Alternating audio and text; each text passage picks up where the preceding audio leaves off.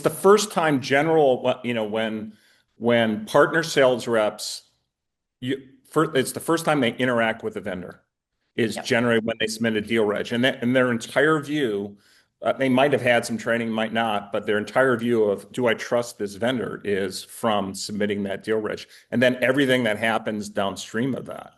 And as everybody on this call knows, trust is very hard to earn. It's a long hill up, very easy to lose. And so that's why, having the policies around deal reg, the policies around rules of engagement, and then training them pervasively throughout a sales organization, not just the channels team, is so important because you can have the best deal reg process and most margin, but if nobody trusts the reps, you're not going to get any. And Right. so that's why it's just so fundamental. I think everything we do in channels, we should look back as how does this build trust? How does this build trust?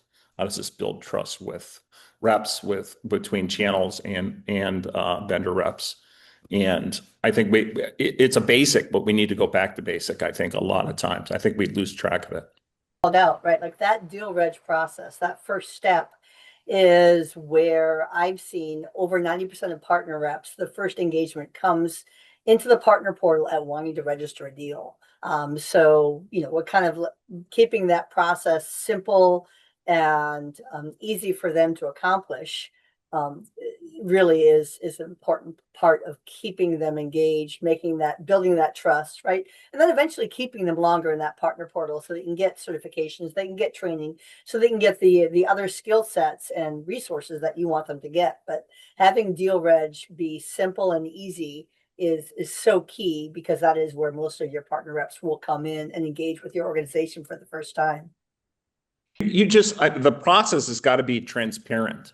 So even when you have problems, you have to come completely transparent, bring all parties together, get it all out on the table, and that's the only way that you can potentially move forward.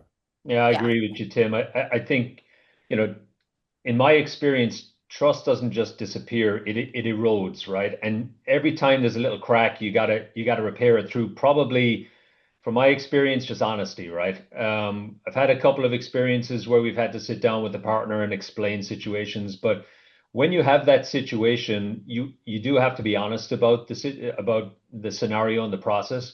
No matter what type of rules of engagement you have and how transparent it is, we're human, something's going to happen, right? Mhm. Yeah. And so if you keep the honest side of it, keep it open and transparent. And, like I said, if we can have a rules of engagement document that says this is how we want to operate, sometimes that doesn't transpire. You just got to be open and honest and have the frontal conversation. Be willing to do right by the partner too, right? Yeah. Like, and it might mean that some of the internal folks might get feathers ruffled or other things, but trying to do right by the partner, make sure that the partner, if you can, support them in that, do that whenever you can with transparency.